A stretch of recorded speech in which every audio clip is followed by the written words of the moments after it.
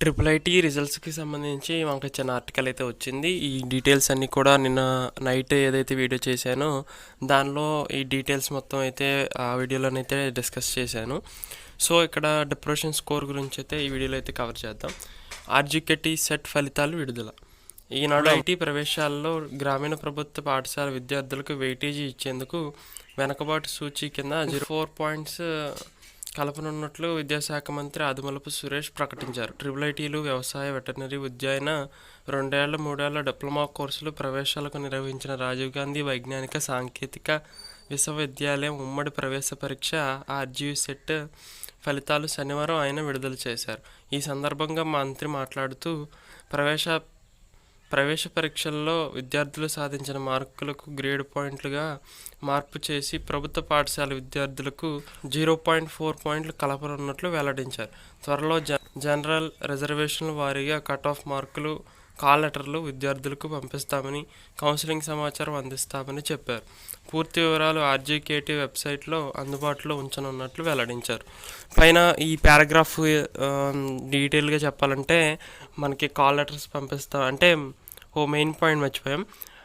మనకి ఇప్పుడు ఏదైతే మార్క్స్ వచ్చాయో వాటిని జీపీఏ అంటే 7 పాయింట్సా 6 పాయింట్సా ఇలా జీపీఏ ఫామ్లో అంటే జీపీఏ టైప్లో సిజిపిఏ ఇచ్చేసి మీకు ఎవరైతే గవర్నమెంట్ స్కూల్లో చదివారో వాళ్ళకి 0.4 కలుపుతారనమాట. అయితే ఇప్పుడు సపోజ్ 70 వచ్చాయనుకోండి ఒక పర్సన్కి, అతనికి మేబీ 8.5 అలా ఇవ్వచ్చు. అంటే వాళ్ళ రూల్స్ అండ్ రెగ్యులేషన్స్ అంటే వాళ్ళు ఏ విధంగా తీసుకుంటారు అన్నది మనకు తెలియదు కదా. సో ఎగ్జాంపుల్గా 8.5 తీసుకుందాం అనుకోండి. అతను గవర్నమెంట్ స్కూల్లో చదివింటే కనుక 0.4 కలుపుతారు, అప్పుడు 8.9 సిజిపిఏ వస్తుంది. సో ఇలా తీసుకుంటారనమాట. ఇంకా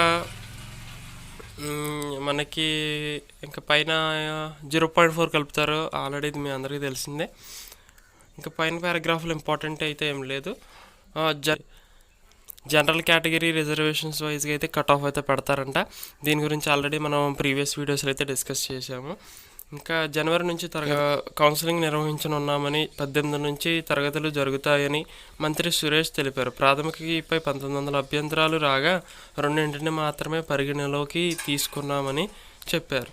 గణితం, భౌతిక శాస్త్రంలోని 2 మార్కులు 85,755 మంది పరీక్షకు హాజరయ్యారు. 15% స్థానికేతర ఇతర కోటాల కింద తెలంగాణకు చెందిన వారికి ప్రవేశాలు కల్పించనున్నారు.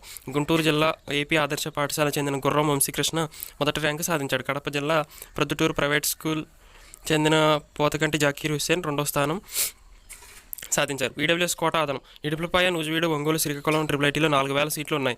వీటికి అదనంగా ఈడబ్ల్యూఎస్ కోటా కింద 10% సీట్లు పెంచనున్నారు. ఏపీ, తెలంగాణ కాకుండా ఇతర రాష్ట్రాలు ఎన్ఆర్ఐ కోటా కింద 2% సీట్లు ఉంటాయి. అత్యధిక మార్కులు సాధించిన విద్యార్థులు ఏపీలో 165 మంది, తెలంగాణలో 2 విద్యార్థులు 100కు 90 కంటే ఎక్కువ మార్కులు సాధించారు. 2 రాష్ట్రాల్లో కలిపి 1,475 మందికి 81 నుంచి 90 మధ్య మార్కులు రాగా 3,195 మందికి 71 నుంచి 80 మధ్య మార్కులు వచ్చాయి.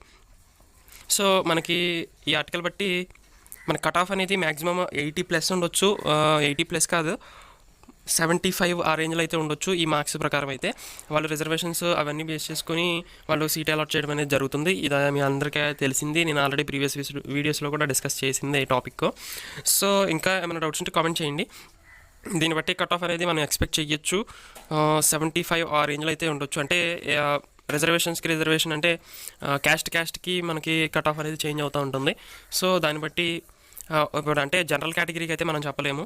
సో అది ఇంకేమైనా డౌట్స్ ఉంటే కామెంట్ చేయండి. చదువుకోవాలంటే చదవాలి అనుకుంటే కనుక వీడియో పాస్ చేసుకొని చదువుకోండి. Okay, thank you.